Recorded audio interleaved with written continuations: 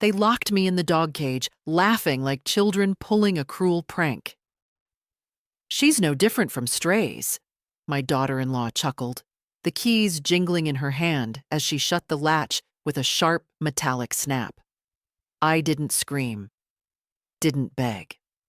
I sat down slowly on the damp mat, my back against the cold wire wall, and let the smell of metal, fur, and old pee wrap around me like a shroud.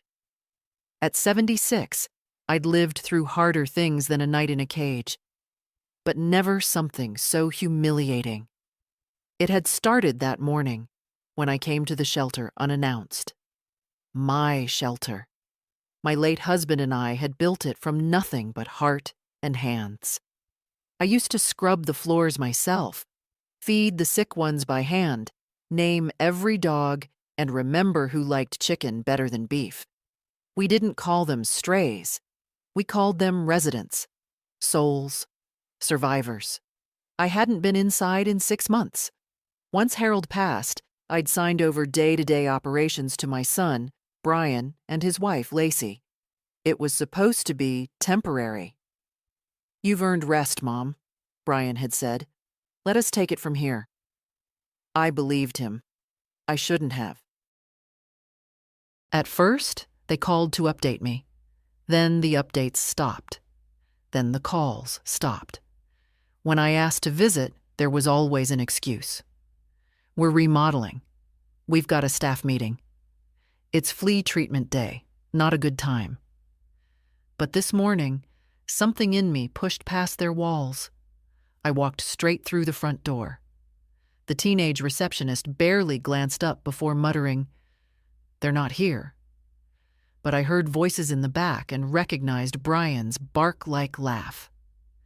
I walked past her desk and into the hallway, my shoes silent on the vinyl floor.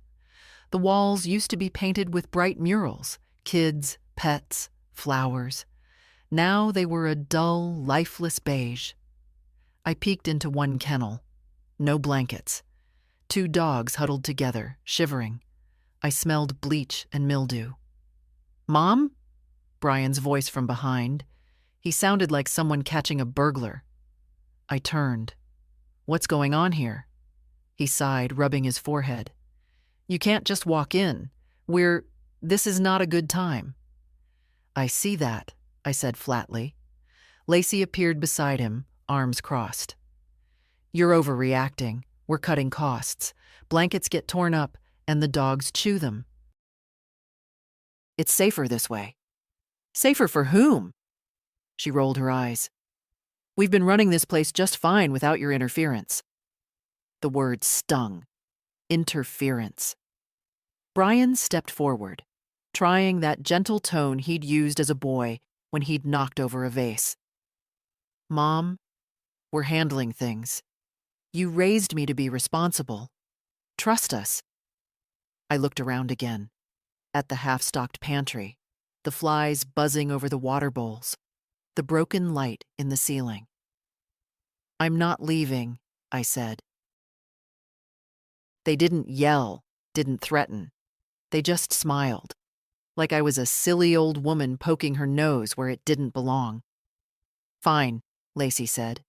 "Stay. But if you want to hang around the dogs, you follow safety protocols."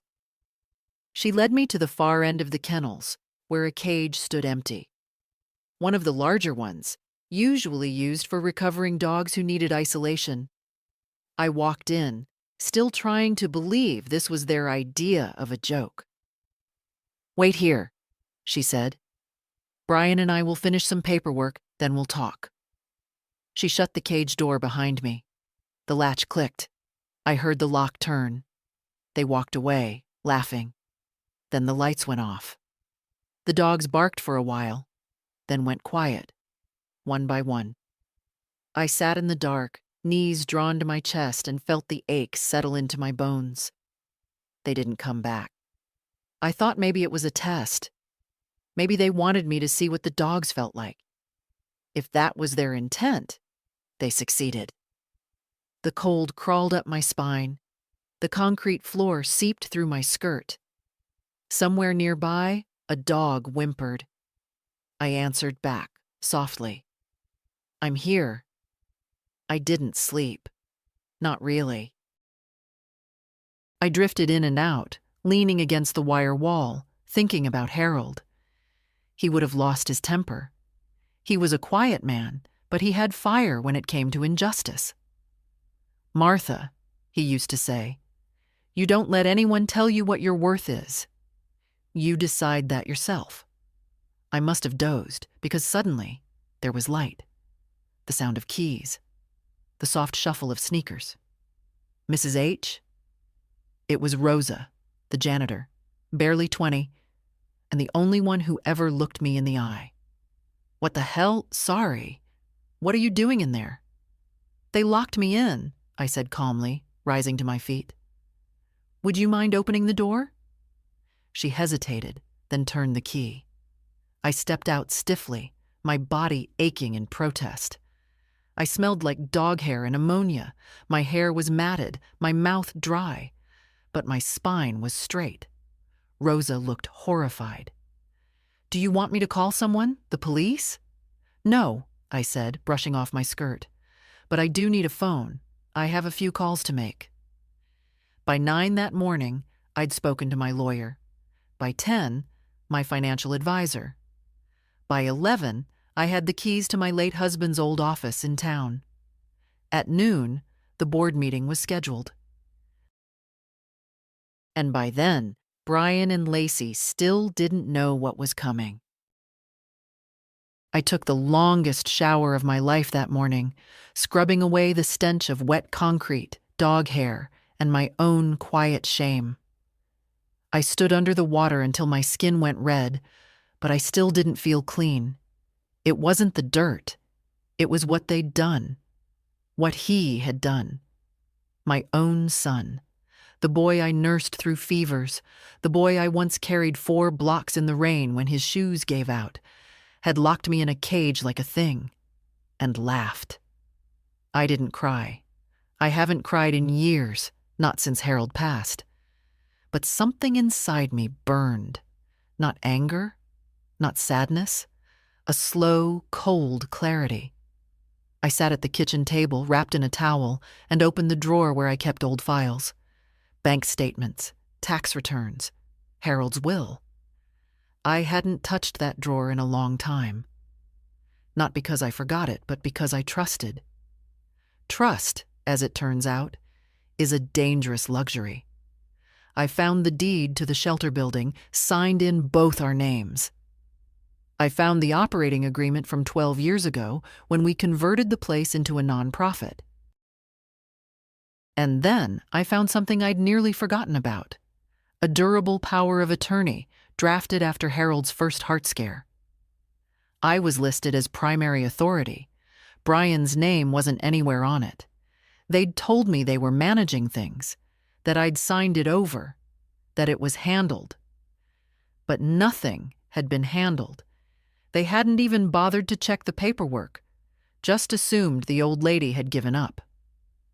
I made a pot of coffee and called Mr. Benton, our old attorney. I hadn't spoken to him since Harold's funeral, but his voice on the phone was just as calm as I remembered. Martha, he said, what can I do for you? I told him everything, plainly, without embellishment. I told him about the cage, about the lies, about the slow, quiet push they'd been giving me out the door for months. He didn't interrupt once. When I finished, there was a pause. Then, I'll be at your house in an hour. While I waited, I went back through the financials. Brian had set up a new operating account for the shelter. I hadn't asked questions at the time. Why would I? It made sense. Or so I thought. But I still had access to the original accounts.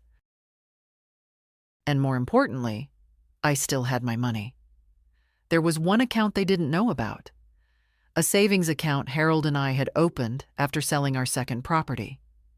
It was supposed to be for travel, for grand adventures we never took. We left it untouched for years.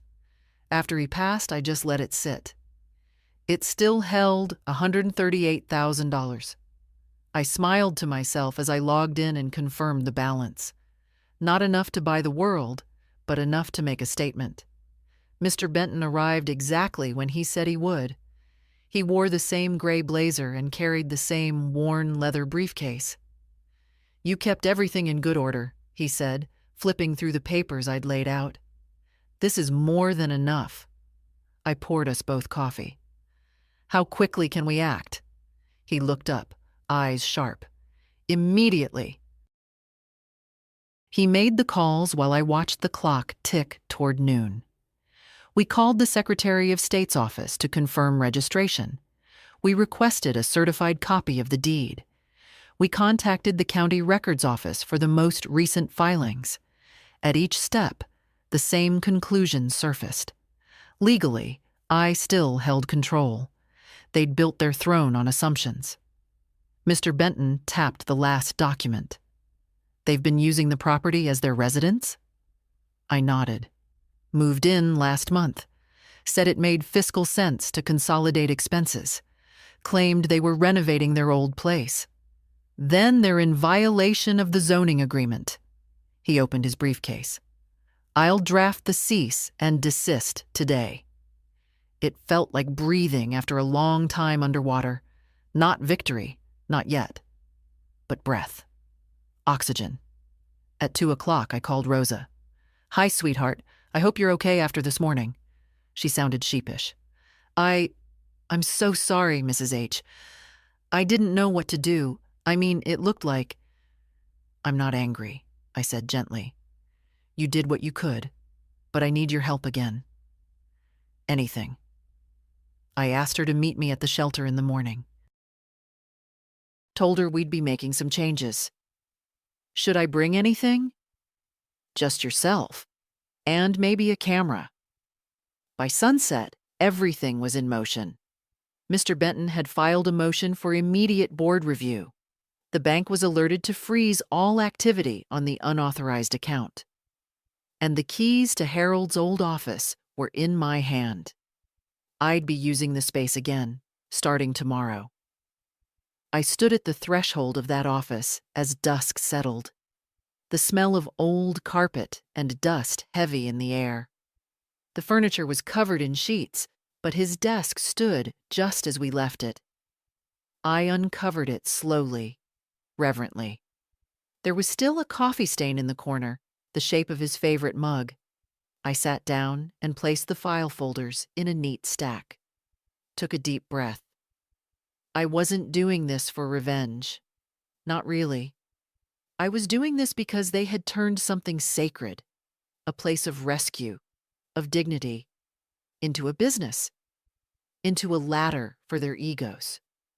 And because when they locked me in that cage, they thought I'd sit there like a mutt waiting for a pat on the head. But I built that place. And tomorrow, I'd take it back. The house was too quiet that evening, the kind of quiet that doesn't rest. It scratches at you, reminds you of everything that used to fill the air. Harold's chair stood untouched in the corner, the cushion still dented in the shape of his back. I sat in my own, with a cup of tea I'd forgotten to drink, watching the light fade through the curtains. The cage had left a bruise on my arm, a dark ring where the metal bar pressed against me all night. I touched it now and then, not out of pain, but memory. A reminder. I didn't tell anyone else what happened that day. Not yet. Not my neighbor. Not my friend Nancy. Not even Emma from church, who always sensed when something was off. Some truths aren't ready to be spoken aloud. Some truths need action first. I opened the drawer under the hall table, the one where I kept the checkbooks. That drawer used to be full of life, permission slips, snack money, Harold scribbled grocery lists. Now, just papers. One thick envelope sat at the back, with Brian's name on it. It held the canceled checks I'd written to him over the years. $15,000 to help with the down payment on their first home. $6 out of $200 to cover Lacey's dental work when she chipped a tooth skiing. $3,400 for unforeseen moving costs. Dozens more, smaller, constant, like breadcrumbs leading to a truth I hadn't wanted to face. And all this time, they'd made me feel like a burden. It wasn't just the money. It was the way they spoke to me, like I needed managing, like I was an errand they kept postponing. Last Thanksgiving, I'd brought homemade pies. Brian looked right through me and asked if I'd just leave them on the counter. Lacey never said thank you. At Christmas, they gave me a scented candle. I'm allergic to perfumes. When I mentioned it gently, Lacey said, "Oh, well, regift it." And still, I kept showing up, hoping, making excuses for them in my head. Maybe they're stressed. Maybe they don't realize how they sound. Maybe they still love me, just don't know how to show it. But now I knew better. I didn't sleep that night. I sat at the kitchen table again, papers spread in front of me, watching the hours tick by. At 5 a.m., I made coffee. Strong, black, the way Harold liked it. At 5:30, I put on the navy cardigan with the reinforced buttons. At 6, I packed a file folder, a set of duplicate keys, and 2 extra pens. And at 6:45, I locked my door behind me and drove to the shelter. It was still dark when I arrived, but the porch lights were on. Rosa's car was already in the lot. She stood waiting by the side entrance, clutching a folder of her own. "You're early," I said. She shrugged, sheepish. "Didn't sleep. Couldn't stop thinking about what happened." We didn't hug. We just nodded at each other and walked inside. The place smelled like old bleach and damp cement. Familiar, but wrong. I let the silence settle before turning on the hallway lights. "They're not in yet?" I asked. "No.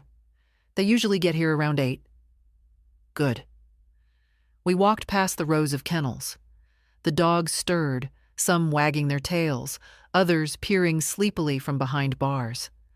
One older shepherd mix let out a soft bark. I knelt and whispered, "We're fixing it." In Harold's old office, now used as some kind of storage space, we cleared boxes and cleaned dust. I laid out my papers. Rosa opened her laptop and connected to the security feed. "They haven't touched the cameras in weeks," she said. "All the files are here." The footage showed it clearly. Me being guided into the cage, Brian shutting the door, Lacey locking it, both of them laughing. "That's more than enough," Rosa said quietly. "You sure you want to go through with this?" I looked at the screen, at the pause button on Lacey's face, mid-laugh. "I'm not doing this to punish them," I said. "I'm doing this to protect what we built." At 8:07, the front door opened. Their voices floated through the hall. "Dog food shipment is delayed again. Just call the supplier and threaten to cancel. That usually speeds things up." I stepped into the hallway as they turned the corner. Brian saw me first. His smile froze halfway. "Mom?" I didn't answer. Lacey frowned. "What are you doing here?" "I'm here because I never left," I said. "You just forgot whose name is still on the deed." They exchanged a glance. "What are you talking about?" Brian asked, forced calm creeping into his voice. "You'll find out in about 5 minutes," I said. "Board review is happening this morning. Mr. Benton will be joining us. In the meantime, you're not to touch a single paper, not to log into a single system, and not to speak to a single employee. Is that clear?" Lacey scoffed. "You can't just walk in here and—" "I can," I interrupted, "and I have. The shelter is under emergency review for mismanagement, financial fraud, and abuse of authority." Brian took a step forward. "This is insane." I raised my hand. "I spent the night in a dog cage. You put me there. You shut the lights. You laughed. And you left." His jaw tightened. "I'm not insane. I'm awake." He started to protest, but Rosa stepped out from the office, laptop in hand. "We have footage." Lacey turned red. Brian froze. "I suggest," I said, "you find yourself a good lawyer." Then I turned my back on them and walked into the office. The clock struck 8:15, and the board began to arrive. The room was full before the hour turned. Folding chairs, a coffee pot from the staff lounge, a stack of manila folders with tabs labeled neatly in Rosa's handwriting.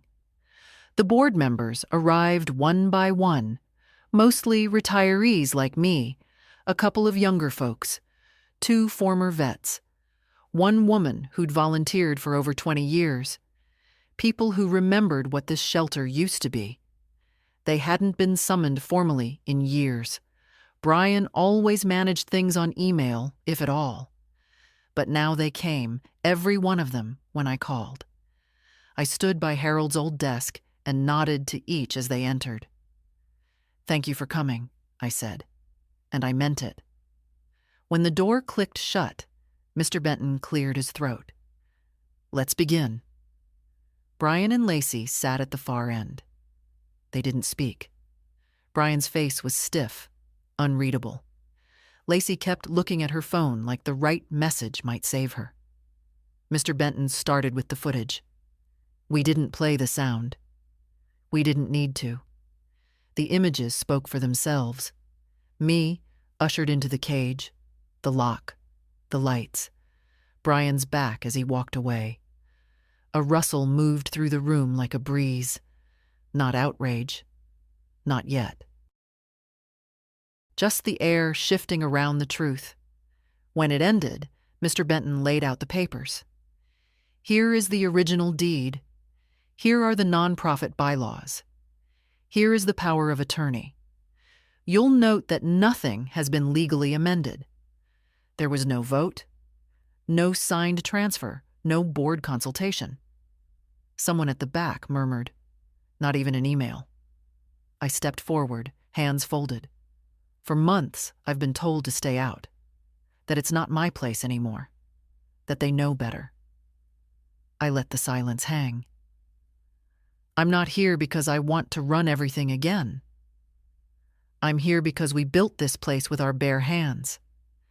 Because animals who can't speak for themselves need advocates.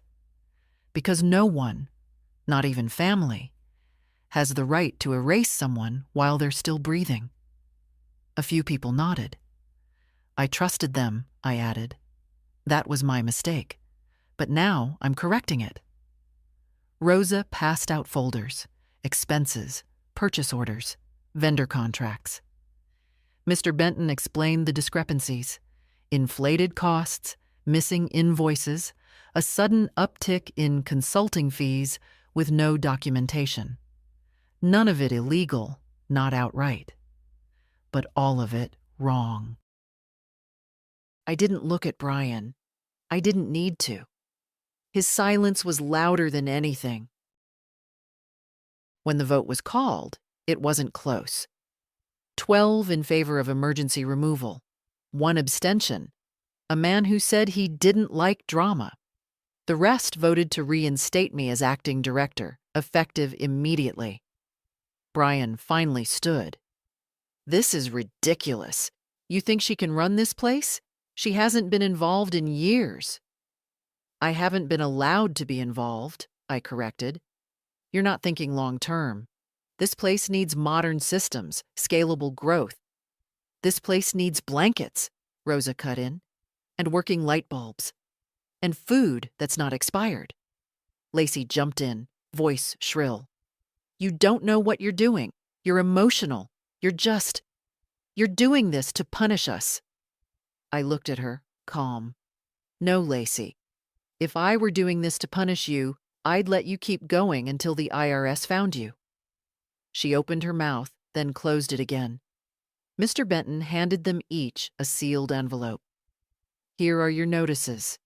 Your access has been revoked. Any attempt to return without board approval will be considered trespassing." And just like that, it was done. They left the room like strangers, silent, small, without fire. The rest of us stayed. We made lists. We divided tasks. Rosa pulled out a whiteboard that had been gathering dust. One woman offered to call the old volunteers. Another started cataloging donations. I walked the kennels again around noon. The dogs were more alert now. They sensed something shifting. One little mutt with crooked ears pressed his nose to the bars as I passed. I knelt down, palm out. He sniffed, then licked my hand once. "Hello, sweetheart," I whispered. By evening, I was back home. The sun hung low, and the bruise on my arm had darkened. I made soup. I lit a candle, unscented. I poured a single glass of wine from the bottle Harold used to save for birthdays. The phone rang twice. Unknown numbers. I didn't answer. Let them wonder. Let them feel silence for once, the way I had for months. I stepped onto the porch and listened to the cicadas. The street was quiet, except for a neighbor's TV through a half-open window. I stood there for a long time, letting the night settle around me. Tomorrow would be busy. But tonight, I was just a woman in her chair, in her home, finally breathing.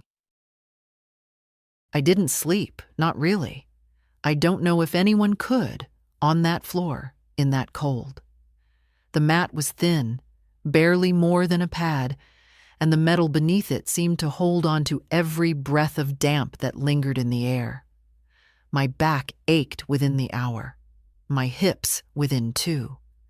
But it wasn't the pain that kept me awake. It was the silence. Real silence, not the peaceful kind.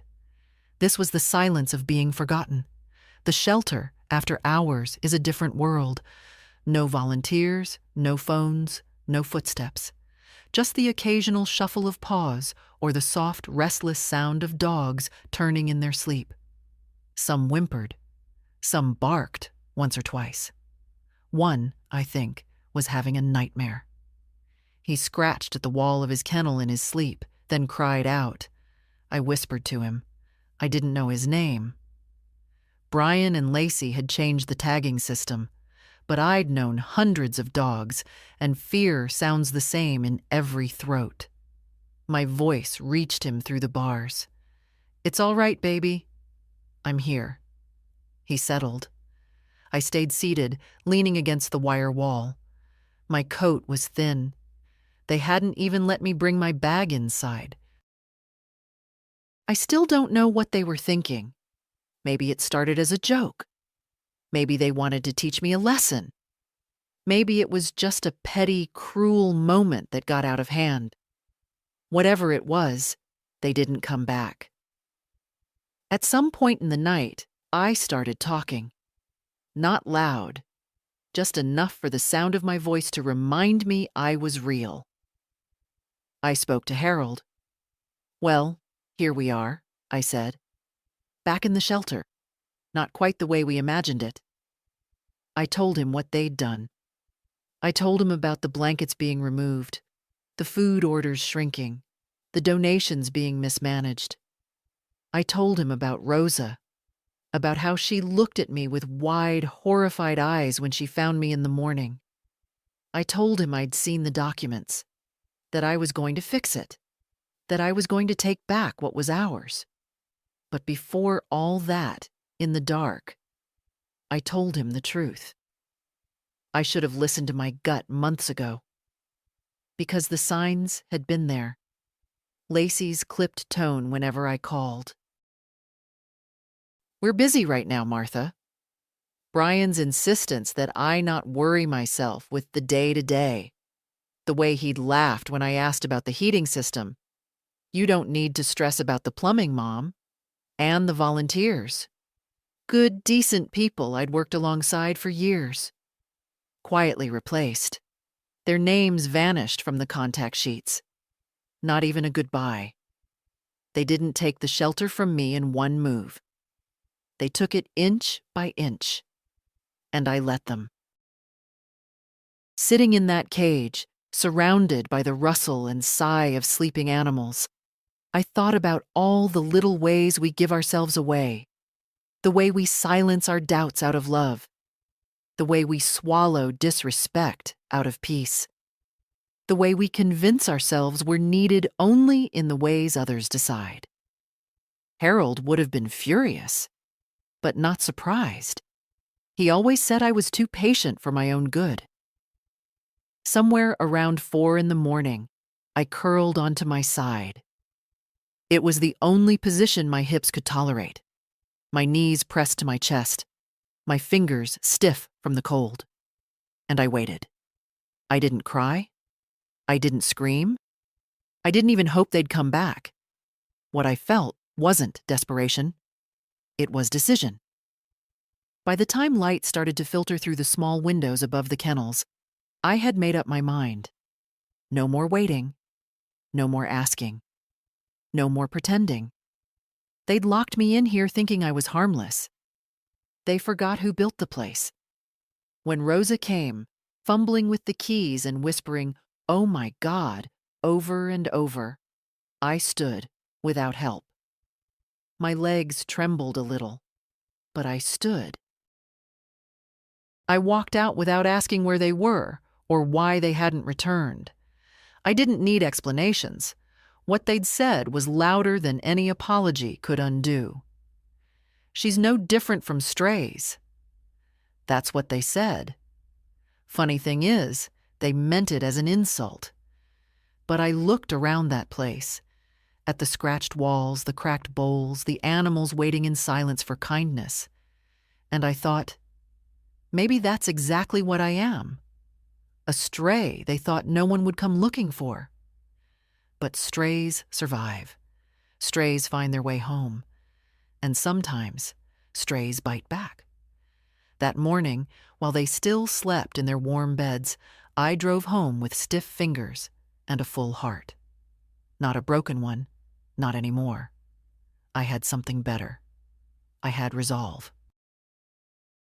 The mug was warm in my hands, and the kitchen smelled of percolated coffee and linoleum.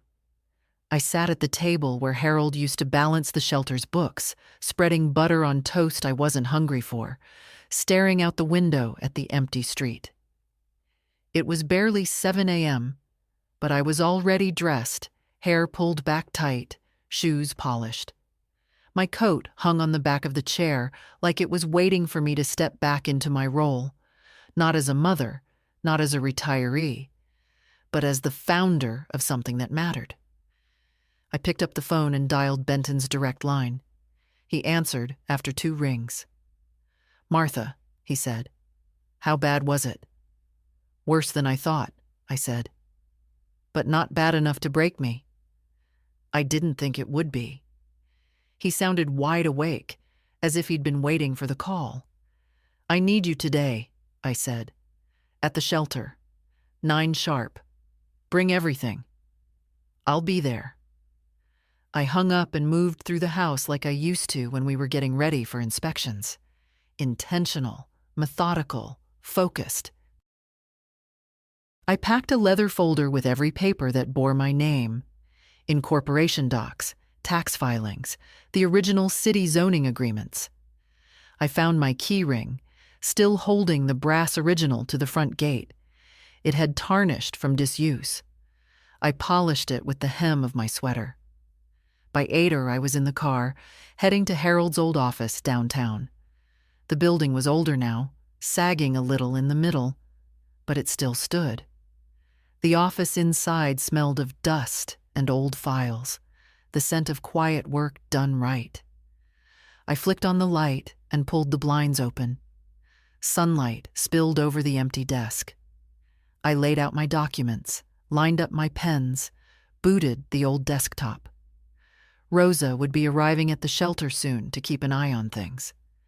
I'd asked her not to warn Brian and Lacey, let them walk into the storm without a map. At 8:57, Benton knocked on the door. He looked as crisp as ever, gray suit, dark tie, that same worn leather briefcase. He didn't waste time. He spread out a copy of the operating charter. You still hold controlling interest. No vote was ever called to change that. He slid me another paper.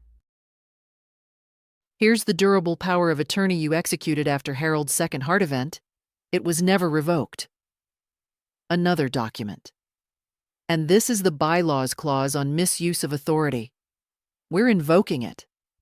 Today. He met my eyes. We're going in with full documentation. If they resist, we escalate. I don't want to fight, I said, but I won't let them stay. It won't be a fight. Not if you walk in like you still own the place. I do, I said simply. He smiled. We left the office and drove in separate cars. As I pulled into the gravel lot behind the shelter, I saw Rosa already standing near the side entrance. She nodded to me, a tight, respectful nod. A silent, "It's time." Brian's truck was there. So was Lacey's car. Good. Inside, the reception area smelled of stale coffee and too much air freshener. The walls had been stripped of the old art. Instead, laminated infographics and meaningless slogans lined the hallway. Efficiency is compassion. Optimize every paw step. Words that sounded like a sales pitch and meant nothing. I walked down the hall with Benton at my side. Rosa opened the staff door, and we stepped into the heart of the shelter. Brian stood at the central desk, tapping on a tablet. He looked up when he heard the door open and froze. "Mom?" I said nothing, just handed him a copy of the order. "What is this?" he asked, eyes flicking over the page. Lacey appeared behind him, adjusting her coat. "Are you serious? You can't be serious." "You're hereby suspended from all duties," Benton said calmly. "Effective immediately, pending full board review." "You don't have the authority." "I do," I said, voice even. "And I'm exercising it." They looked between the two of us, then at Rosa, who stood by the kennels with her arms crossed. "You locked me in a cage," I said. "You left me overnight like an abandoned dog. And you stole what didn't belong to you." Brian's mouth opened, then closed. He looked pale. "You called me a stray," I added. "You're right, I was. But stray doesn't mean broken. It means no one's claimed you yet." Rosa stepped forward and handed me a small bundle. It was the original binder, the one with the intake logs, the old shift schedules, the handwritten notes Harold used to leave in the margins. I ran my hand over the cover like it was a relic. It was. "I'm claiming this place again," I said. "Effective now." Lacey threw up her hands. "You're being emotional." "Yes," I said, "because this place was built on emotion, on love, on dignity, not greed." Benton placed the formal notice on the desk. "You have until the end of the day to collect your personal belongings. After that, your access codes will be revoked." They didn't argue. Not anymore. I didn't ask for an apology. I didn't need it. Instead, I turned to the dogs. They lined the kennels, some barking, some silent. But their eyes followed me as I moved. Recognition, even after all this time.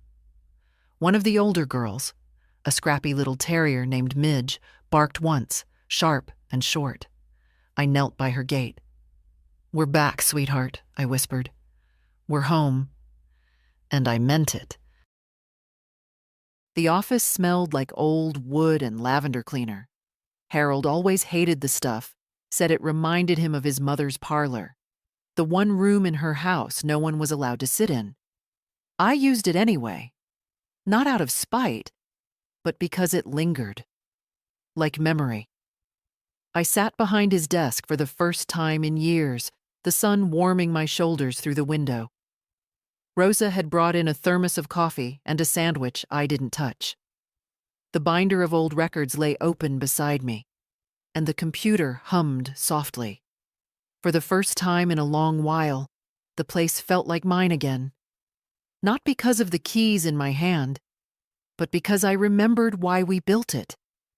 At 9 sharp, I called the bank. My voice was steady when I gave my name, my security details, and requested access to the account Harold and I had opened 15 years ago. The woman on the line paused. "Ma'am, are you aware this account hasn't been accessed in—" "I'm aware," I said. "It's time." There was a rustle of keyboard clacks. "You still have full control. The last activity was a deposit in 2013. Would you like a balance check?" "Yes, please." She read the number. I wrote it down slowly, letting the ink etch it into the paper. 138th on 7/11/54. "Would you like to make a withdrawal?" "No," I said. "I'd like to transfer $25,000 to a new account under the shelter's original nonprofit registration. I'll come by in person to sign the paperwork." "Understood, Mrs. Hale." After I hung up, I sat there for a long moment, just looking at the total. Harold would have smiled. He never trusted the market, never liked risks. That money had sat quietly for years, untouched, earning slow interest while we lived our lives. I'd nearly forgotten it was there. And now it would buy us a restart. A real one. I called Rosa next. "We've got seed money," I said. "We can restock supplies, hire back 2 of the old staff part-time, and fix the heating in the East Wing." She laughed. "You move fast, Mrs. H." "I've been still for too long." That afternoon, I drove to the bank branch. The same place where Harold and I had signed our first business loan in the early 80s. The manager was new, young, nervous, probably born after our first dog run opened. But he was respectful, efficient. He didn't blink when I told him I wanted to separate all shelter accounts from any records Brian had touched. He only said, "Would you like to add any new signatories?" "Not yet," I replied. "That kind of trust has to be earned." The paperwork took an hour. By the time I left, I had 3 folders in my bag and a new debit card in my wallet. My name on everything. No more middlemen. No more letting people speak for me. I stopped at the hardware store on the way back, picked up a new padlock for the back supply shed, then the animal supply wholesaler, then the pet bakery downtown that used to donate treats before Brian streamlined the donor list. At each stop, I reintroduced myself. "Martha Hale, I'm back." People didn't ask what happened. They just smiled or hugged me or pressed a business card into my hand. One woman teared up. "You remembered our birthday drive in 2009, she said. "I still have the photo of you and Harold with the Labradoodle in a party hat." That night, I came home exhausted, but sharp. My body was sore, hips stiff, legs aching, but my mind buzzed with clarity. I heated soup, poured tea, and sat with a notepad. I made a list. New food supplier. Call Joanne volunteer schedule. Ask Rosa to draft social media. Contact Charlotte, used to run our Facebook page. Staff uniforms. Get quotes.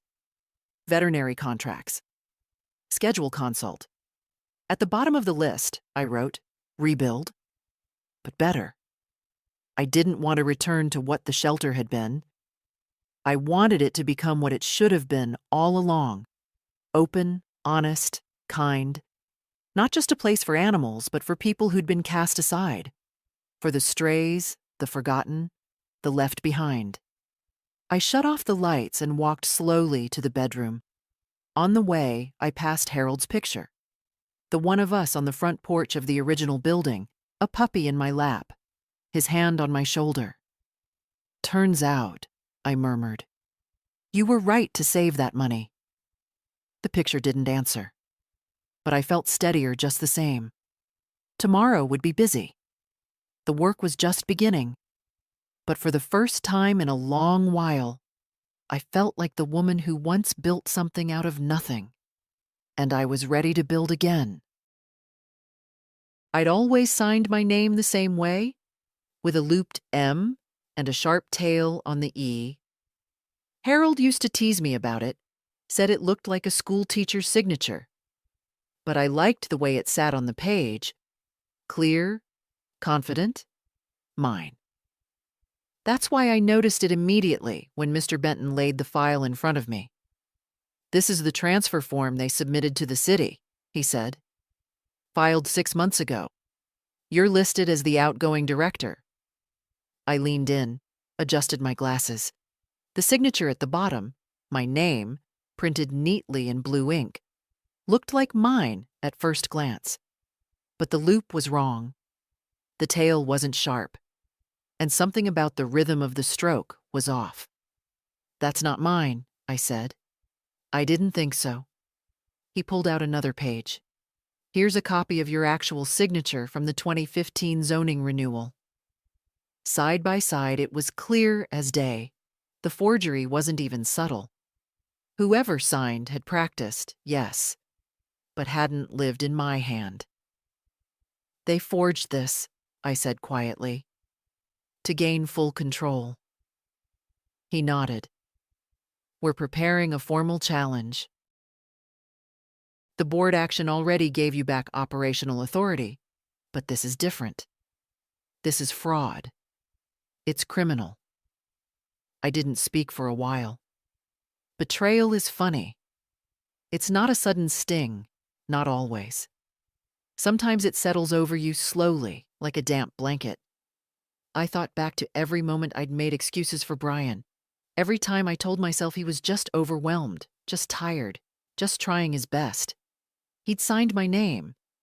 He'd faked me out of my own life. "I want that filing revoked," I said. Publicly, loudly. I don't care if it embarrasses him. Benton's smile was grim. "It will. But more importantly, it'll give you clear grounds to bar them from any future affiliation with the shelter." I nodded. We were sitting in Harold's old office again, the one with the creaky floor and the faint smell of aged coffee in the walls. The sun streamed through the dusty blinds, warming the edge of the desk where Harold used to rest his arm while working. Rosa knocked softly and stepped inside. "They're back," she said. "Who?" "Brian and Lacey. They pulled into the lot 5 minutes ago. Didn't come in, just sat in the car." I stood slowly. "Let's go say hello." We walked outside together. The air was crisp, the kind of autumn breeze that carried the scent of leaves and the faint edge of wood smoke from someone's chimney. Brian's truck was parked crooked near the back fence. Lacey sat in the passenger seat, arms folded. Brian stepped out when he saw me. He tried to smile. "Hi, Mom." I said nothing. He glanced at Benton, then back at me. "Look, I know we didn't part on the best terms. You forged my name." His smile faltered. "I've seen the documents. You forged my signature. You committed fraud." His face reddened. "It wasn't like that. It was just, we needed to move quickly. You weren't responding, and we thought—" "You thought I wouldn't notice," I said. "You thought I'd go quietly. You thought you could build something on my bones." Lacey got out of the truck, heels clacking against the gravel. "You're making this a bigger deal than it is. You're acting like you were dragged into court." "You're not in court," Benton said calmly. "Yet." She rolled her eyes. "This is petty." I stepped forward. "You locked me in a cage. We didn't—" "You did." The wind picked up, tugging at the corner of Lacey's coat. "I don't want you near the shelter again," I said. "I don't want your names on anything we publish. I don't want your hands on any part of what we built." Brian looked at me, then at Rosa, then at Benton. "You're choosing strangers over your son." "I'm choosing right over wrong," I said. "I should have done it a long time ago." They didn't argue after that. They got in the truck and drove off without another word. I watched the dust rise behind them, watched their figures get smaller in the rearview mirror. Rosa stood beside me. "Do you want to sit down?" "No," I said. "I want to get back to work." We did. That afternoon, we started the formal process of restoring our nonprofit status with the city. We refiled under my name. We sent notices to every former volunteer who'd been pushed out. We posted a quiet but firm announcement on our website. Under new, old leadership, shelter reopening fully next week. Charlotte, our former volunteer coordinator, offered to manage the inbox. "It's been full since noon," she said. "People are coming back. They want to help." By sundown, we had new food shipments on the way, veterinary partnerships reinstated, and a plan to rotate in students from the local college for weekend cleanup work. I stayed late. The halls were quiet, but not the kind of silence I'd felt in that cage. This was a working silence. I walked the rows of kennels one more time, pausing at each gate. Dogs wagged their tails, pressed noses to bars. One barked once, then sat down, watching me. "You'll be okay now," I said softly. "We all will." When I locked up that night, I didn't take the back door. I walked out the front, with my name on the sign where it had always belonged. They were already inside when I arrived. Brian stood near the admin desk, arms crossed, posture stiff. Lacey sat in a chair beside him, scrolling her phone like the screen might offer her a way out. They looked like guests who hadn't been invited, trying to act as if they still belonged. But that morning, everything was different. The shelter's front lobby, freshly cleaned, walls repainted just days before, smelled of citrus and resolve. Rosa had cleared the front windows, and the old hand-painted "Welcome Home" sign now hung above the front door again. We didn't announce anything publicly, but word spread.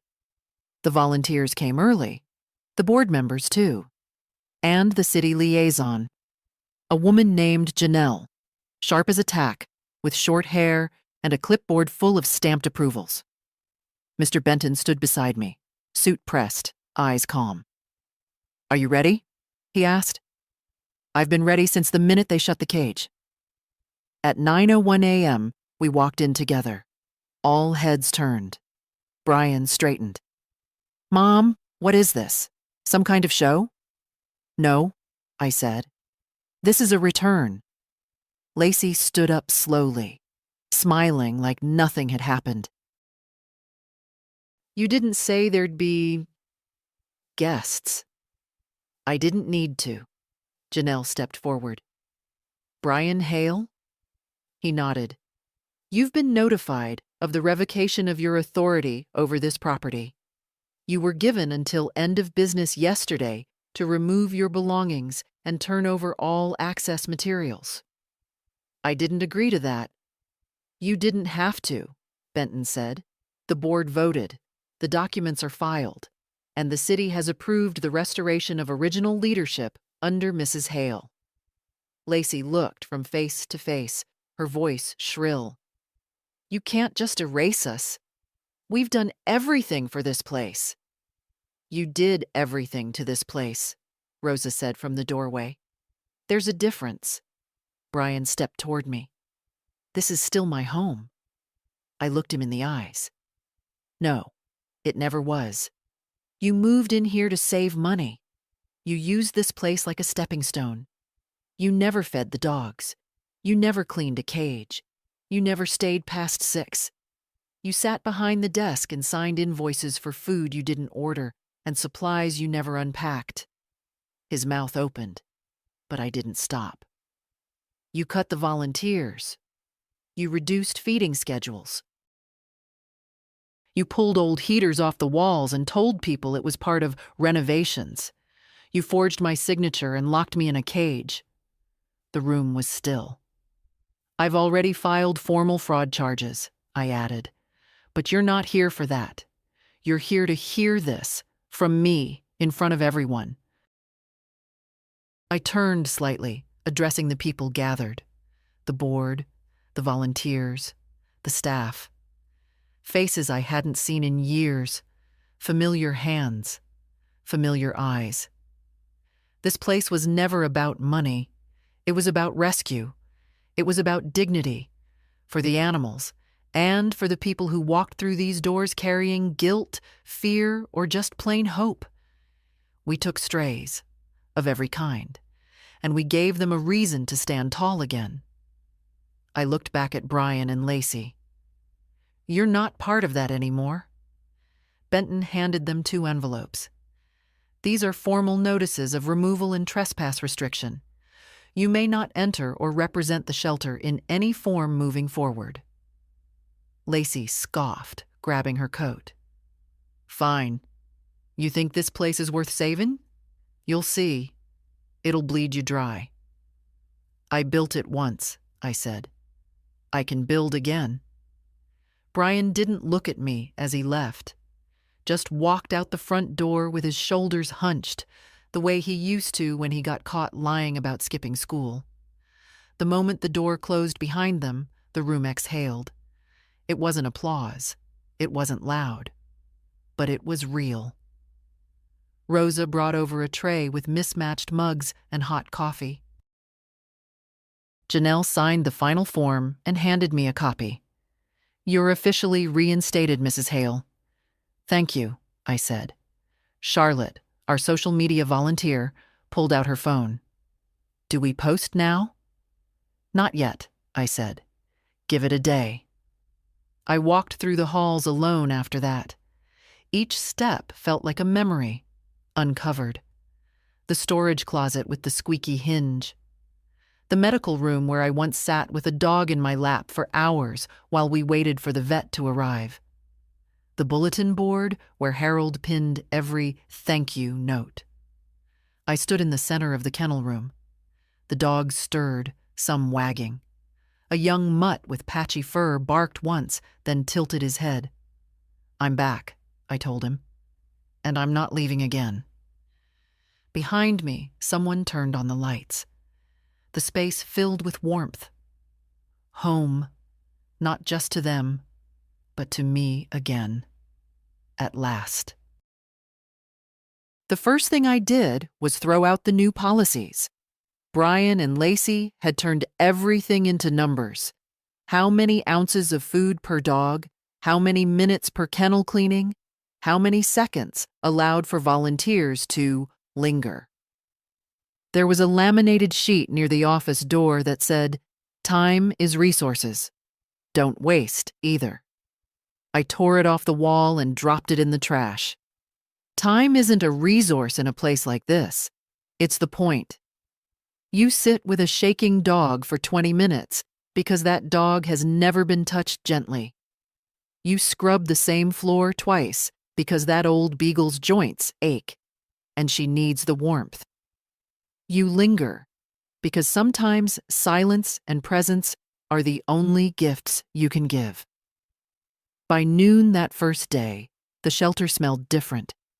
Not just of bleach and pine cleaner, but of people, of motion. Rosa had opened all the windows, and Charlotte had brought muffins from the bakery down the street. Janelle came back with a box of city-stamped papers and an extra thermos of coffee, just in case. And the volunteers, they came. Old ones, mostly. Joan, who used to hand-stitch dog beds. Mira, who'd taken 2 seniors home just for a week 3 years ago and never brought them back. Even Gus, the retired plumber with bad knees, showed up and asked if we needed help fixing the sink in the back. We did. I didn't give speeches. Didn't make announcements. I just handed people what they needed, gloves, towels, checklists, and said, "Thank you for coming back." They knew what to do. Charlotte updated the social media pages with a simple message. We're open. Come home. Underneath, she posted a picture of Midge, the scrappy terrier, with her front paws up on the kennel gate and her head tilted like she was already posing. By the end of the day, the post had hundreds of comments. Missed you. So glad you're back. Volunteering this weekend. Where do I sign up? We didn't have a marketing budget. We didn't need one. The community remembered. That afternoon, I sat at Harold's old desk with a stack of files in front of me. Vendor contracts, medical forms, adoption follow-ups. Most of it was a mess. Invoices paid twice, others unpaid. Vet appointments canceled. One page said, behavioral risk. Put down? Next to a dog I remembered as shy but sweet. I drew a line through the note and wrote, review with staff. If Lacey had stayed, I don't doubt that dog would have disappeared quietly one weekend. Not anymore. We reinstated full medical checks for all new arrivals, reconnected with the city vet program, called back every volunteer on the old roster. Rosa took charge of training. She had a gift for it. Calm, firm, kind. She remembered how each dog liked to be approached. This one hates being loomed over, crouched down first. That one only takes treats from the left hand. Watching her move through the kennels reminded me of myself 20 years ago. She didn't rush. She saw them. I stayed late again that night. The place still needed repairs. Tiles cracked, ceiling fans slow to start. One of the fences out back sagged slightly. But it was alive again. I walked through the halls as the dogs settled in for the night. Some slept, curled in corners. Some stared with half-lidded eyes. Some wagged, even half asleep, when I passed. I paused outside the cage they'd locked me in. It was empty now. Clean. Rosa had wanted to tear it out completely, but I told her to wait. Not because I wanted to keep it, but because I wanted to decide. Pain teaches you. But you don't always need the monument. Maybe one day it would be a medical room again, or a quiet space for new arrivals to decompress, but it would never again be used the way they used it on me. I turned off the lights and walked out the front, locking the door behind me. The sky was soft with evening, the parking lot empty, except for my old sedan. I stood for a moment, letting the air touch my face. The shelter wasn't healed. Not yet, but it was breathing again, and so was I. The bell above the front door chimed at 10:03 a.m. It was an old sound, gentle, chipped at the edge. The same brass bell Harold had installed himself back in '91. Said he liked the way it made the dogs perk up. Said a shelter should never feel like a warehouse. I looked up from the intake forms. A woman stood in the doorway, coat zipped high, hands buried in her sleeves. Early 40s, maybe. Nervous around the eyes. A little girl stood beside her, no more than 7, holding tight to a worn pink backpack. We saw the sign, the woman said. Online. I nodded. Come in. You're the first today. They stepped in together. The little girl reached down to unzip her coat, then froze when she heard a bark from down the hallway. Not loud, just one short sound. Curious. She's okay, I said. They all are. The woman nodded slowly. We lost our old boy a few months ago. We weren't going to get another. But she looked down at the girl, who was already wandering toward the photo board near the front desk. She wanted to visit. You don't have to decide today. I know. But I could see it already. The way her eyes scanned the space, not just for animals, but for safety, for kindness. You can always tell when someone walks in afraid of being sold something. We didn't sell here. I asked Rosa to walk them through the kennels. Not push, just guide. I stayed in the office, watching through the glass. The girl pointed at each dog, wide-eyed. At one point, she crouched in front of Midge's kennel. Midge barked once, then sat, tail tapping the floor. The girl tapped back. They were gone for 40 minutes. When they returned, the girl clutched a manila folder, the kind we used for interest files. Her name was written in Rosa's gentle handwriting on the front. "Emma," she said quietly, sliding the folder onto the desk. "I like Midge." "Midge likes you too," I said. Her mother smiled. It wasn't a wide smile, not yet, but it had warmth in it, the kind that says, maybe we'll be okay. They didn't take her home that day. There was still a home check to schedule, paperwork to complete, food to buy. But they promised to return Saturday. And when they left, the girl turned back at the door. "She remembered me," she said. I nodded. "She will tomorrow, too." After they left, I sat for a while in the chair Harold once used for adoption meetings. It creaked a little now. The cushion was worn, but I didn't change it. That chair had held dozens of stories. The moment someone met the dog that would carry them through heartbreak, or help their child sleep again, or give their aging parent something to hold on to. The rest of the day passed in steady motion. Volunteers came and went. Deliveries were unpacked.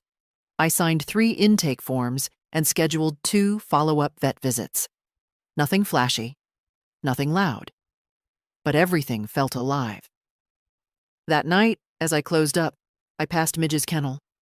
She stood up when she saw me, tail wagging. "She's coming back," I told her. Midge barked once. I reached in and scratched behind her ears. "She picked you. You lucky thing." But what I didn't say out loud was this.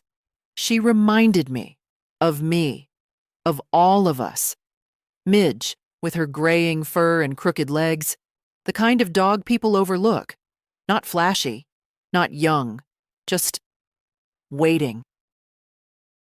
And yet, when someone did see her, really saw her, she lit up like a match in a quiet room.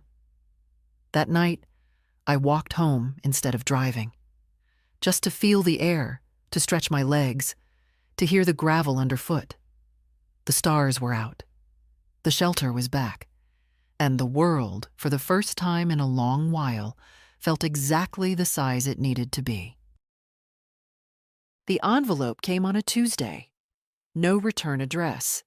Just my name, typed in block letters. The kind of envelope that carries no good news. I opened it slowly, standing by the kitchen sink, the kettle still warming behind me.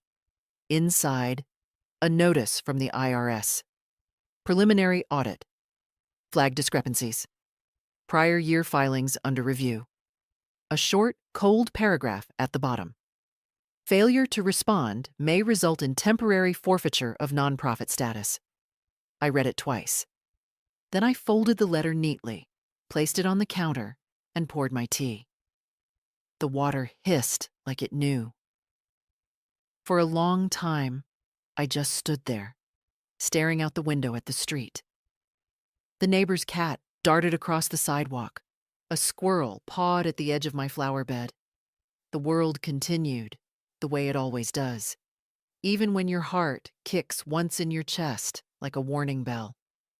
They had filed under my name, Brian and Lacey.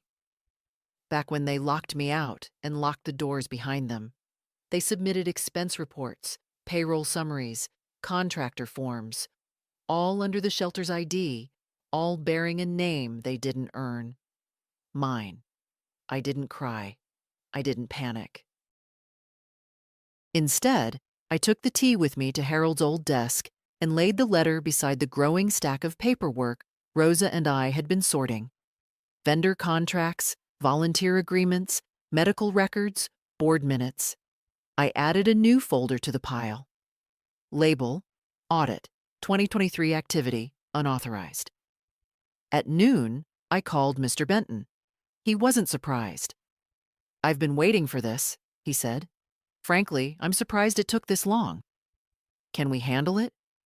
We can, he said. But you'll need everything. Every financial transaction, every receipt. We'll need to show they operated outside their authority. Which they did. Which will prove. He paused, then added quietly, Martha, this might get ugly. I smiled, though he couldn't see it. It already was. That afternoon, I went to the shelter. The day had that filtered kind of light. Gold around the edges, soft at the core. Rosa met me at the back gate, carrying a clipboard and a bag of feed. We're low on soft chews again, she said, but the vet clinic sent over new samples. I handed her the letter. She read it in silence, jaw tightening. Do they know what they're waking up? She asked. They'll find out. We spent the rest of the day pulling records. Charlotte printed archived screenshots of the old donation pages.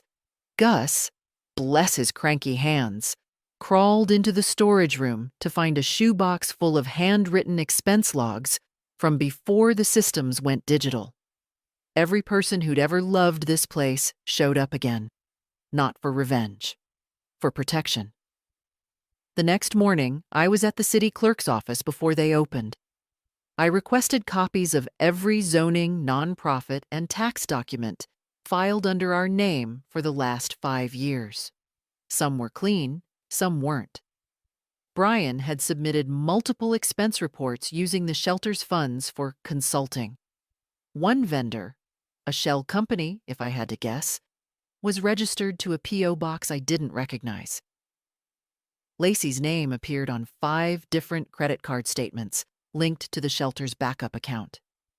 Personal purchases, clothing, a weekend resort stay marked conference, all of it under our banner, under my name. That night, I brought it home, stacked it on the dining room table beside Harold's old photo. I stood for a long time, looking at it all. Then I sat down and wrote a letter of my own. It wasn't angry. It wasn't dramatic. It was meticulous. Every date, every discrepancy, every document enclosed. By midnight, the letter was sealed, the envelope addressed. The audit wasn't an attack.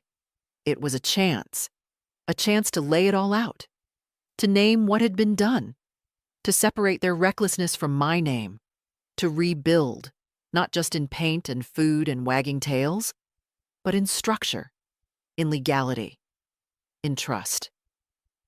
By the end of the week, we had assembled a full response. Mr. Benton filed it directly. We received confirmation 2 days later. The audit was paused pending investigation. No penalties, no shutdowns, just silence. The good kind this time. Relief came not as a wave, but as stillness. I went to the shelter that evening. The last of the sun was slanting through the kennel windows. Midge was asleep, her belly rising and falling. I leaned against the wall and whispered into the quiet. We're not going anywhere. And I meant it. We didn't plan a celebration. There wasn't time. There wasn't budget. There wasn't even consensus. Rosa said we should wait until we really got through the audit, and Gus muttered something about jinxing it. But Charlotte ignored us all and posted an invite anyway. Homecoming Day, this Saturday. No speeches, just dogs, coffee, and the people who made this place real. The message was simple, and the message spread. That morning, the shelter looked nothing like it had the year before. No stiff policies taped to walls. No locked closets with half-stocked shelves. No thin blankets folded like afterthoughts. Instead, there were sun-faded banners from old adoption days, taped lovingly along the fence. There were mismatched chairs on the lawn, borrowed from neighbors and churches and whoever answered Charlotte's call. Someone brought a box of donuts. Someone else brought lemonade. The first volunteer arrived at 7:20 a.m. By 9, the parking lot was full. I stood at the front door holding a clipboard I didn't need, watching people trickle in.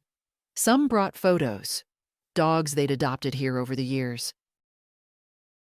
Others brought leashes, in case they just happened to meet a new friend. Children ran between kennels with wide eyes and open hands. Old couples strolled the paths in slow tandem. One man, big, quiet, with grease under his nails, walked the same circuit 3 times before settling beside a brindle mutt with one ear bent permanently sideways. He didn't say a word, just sat cross-legged on the concrete, palm out. The dog crept closer. That was enough. Inside, the staff moved with purpose. Rosa handed out treats and towels like a commander dispatching supplies. Charlotte floated between conversations, snapping photos, laughing loudly. Someone put on a playlist, oldies and Motown, and for a moment, it almost felt like time bent backwards. Like Harold might walk through the door again with his clipboard and say, "Looks like a good crowd today." I didn't cry. I didn't even tear up. But I stood still, watching it all, and I felt something move through me that I hadn't felt in years. Peace. Not the fragile kind. Not the kind you earn by ignoring what's broken. The kind that comes after standing your ground. At noon, we served soup and sandwiches, made by a local diner that used to sponsor us before Brian cut off non-essential community partnerships.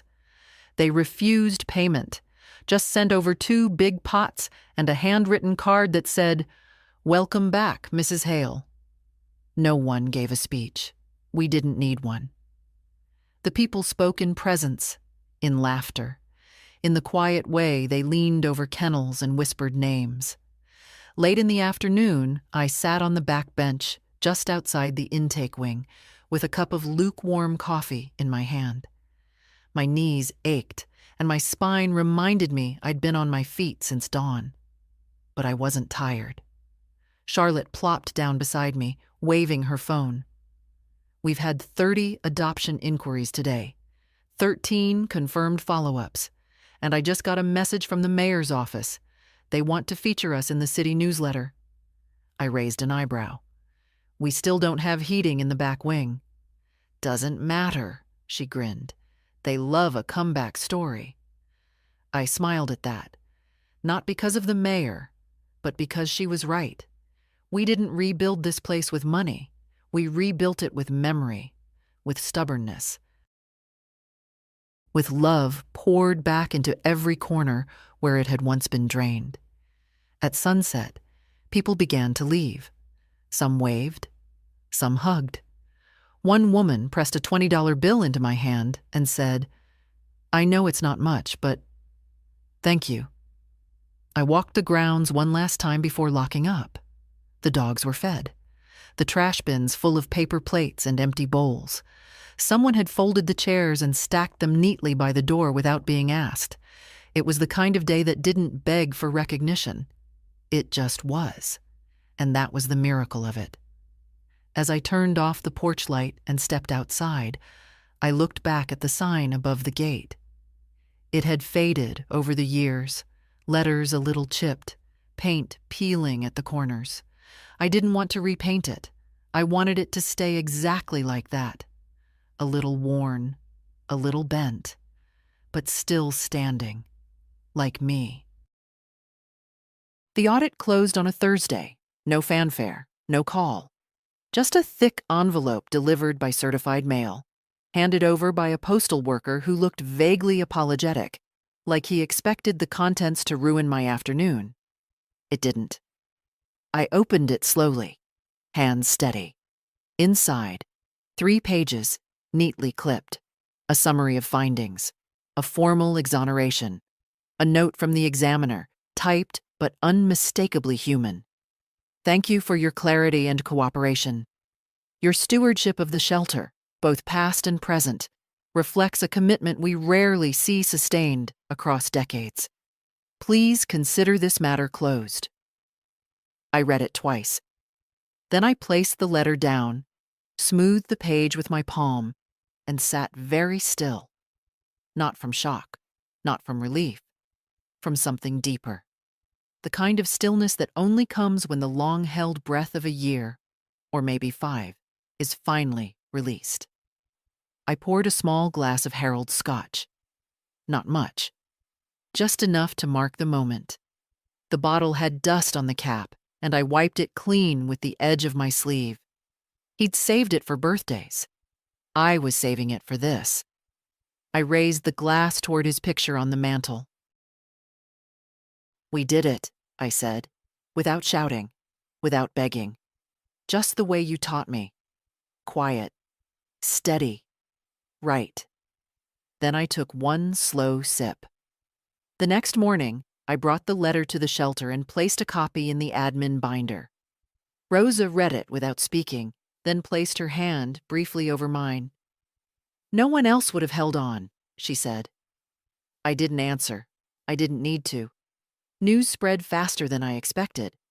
That same day, the local newspaper called. A young reporter, probably half my age, asked if I'd be open to an interview. "It's for a feature on community resilience," she said. "A lot of people think what you did here is, well, remarkable." "I didn't do it alone," I told her. "But you were the first," she said. I agreed to speak with her the following week, under one condition: no dramatics. No headlines about cages or betrayal. Just facts. Just what it means to protect something because it's right, not because it's profitable or impressive. She agreed. That weekend, donations ticked up. Small amounts mostly. A note scribbled on one envelope said, "For Midge, for whoever's next." "For you." I pinned it to the bulletin board in the back office. By Sunday, Rosa had rearranged the storage room, turned it into a proper intake suite with fresh towels, a better scale, and a heating pad for seniors. Gus finally fixed the sagging fence.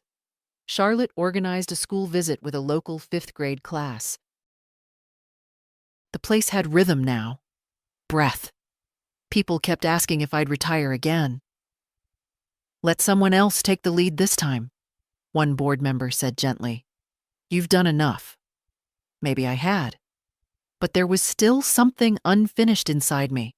Not resentment, not pride, just a quiet insistence that I'd know when the last box was closed, when the last stitch had been sewn. That moment hadn't come yet. Then, just before closing on Monday, the girl came back. Emma, the one with the pink backpack and the quiet smile. She stood in the doorway, her mother beside her, holding a leash. Midge trotted beside them, tail high, face brighter than I'd ever seen it. "We wanted to say thank you," the mother said, "for everything." Emma held something in her small hands. A drawing. Crayon on thick paper. It was Midge, unmistakable, with her crooked ears and spotted coat, drawn beside a house with a red roof and a garden full of blue flowers. She handed it to me without a word. On the bottom, in careful printing, "Miss Martha's dogs find homes." I felt something catch in my throat. "You remembered," I said softly. Emma nodded. "You helped her remember how to be good." I bent slowly, knees crackling, bones reminding me of their age, and hugged her gently. Not long. Just enough. When they left, Midge looked back once. I waved. That night, I sat by the front gate after lockup, the drawing in my lap. The porch light buzzed above me. The air was thick with the hum of late summer. The shelter was safe. The name was mine again. The damage had been undone, or at least exposed to the light. And still, something in me stayed watchful. Not bitter, not afraid, just awake. Because no one tells you that after the fire, after the clawing and the proving and the winning, What you're left with isn't pride. It's stewardship. And I wasn't done carrying that yet. I gave Rosa the keys on a Tuesday, not ceremonially, not with speeches or handshakes or cameras, just quietly in the intake room while she was filling out a form for a 3-legged collie that had come in overnight. She looked up when I walked in. "You're early," she said. I held out the keyring, the brass one, the original. She stared at it like it was made of gold. "Are you sure?" she asked. I nodded. "It's time." She didn't argue. That's why I chose her. She wasn't trying to be anyone. She just was. Reliable. Steady. The kind of person who doesn't need to prove anything because she already lives it. "You're not leaving, though," she said. "Right?" "I'll still be here," I said. "Just not behind that desk, or in that chair, or signing every invoice." Rosa smiled, but I saw the hesitation behind it. "I've already failed once," I added, "by stepping back and not looking closely enough. I'm not making that mistake again. But watching is different from clinging." She nodded slowly. "You're not the clinging type." "No," I said.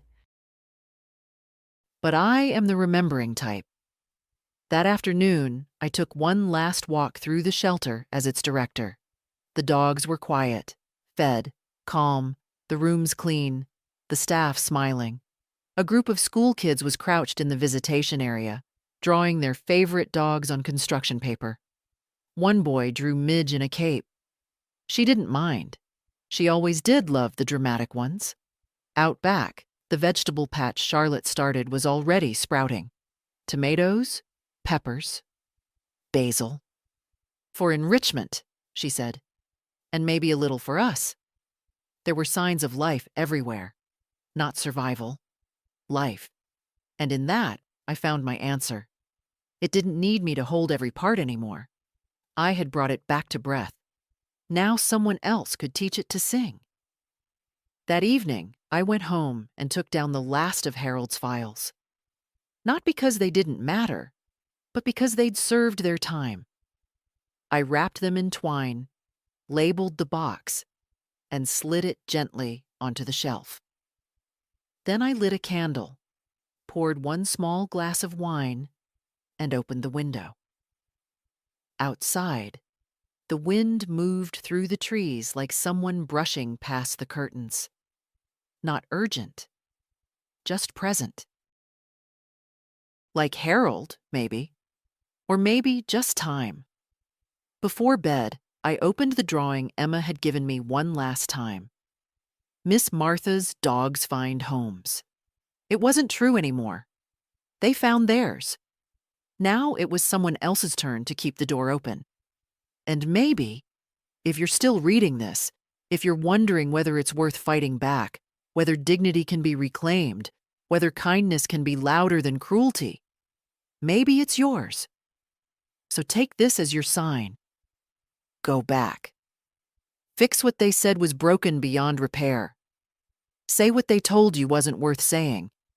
Stand where they tried to erase you. Because they were wrong, and you're not done yet. Like I told Midge once with my hand pressed to the cold steel gate. We're home. Now it's your turn to keep the lights on. If this story meant something to you, share it. Leave a comment. Let someone else know they're not alone.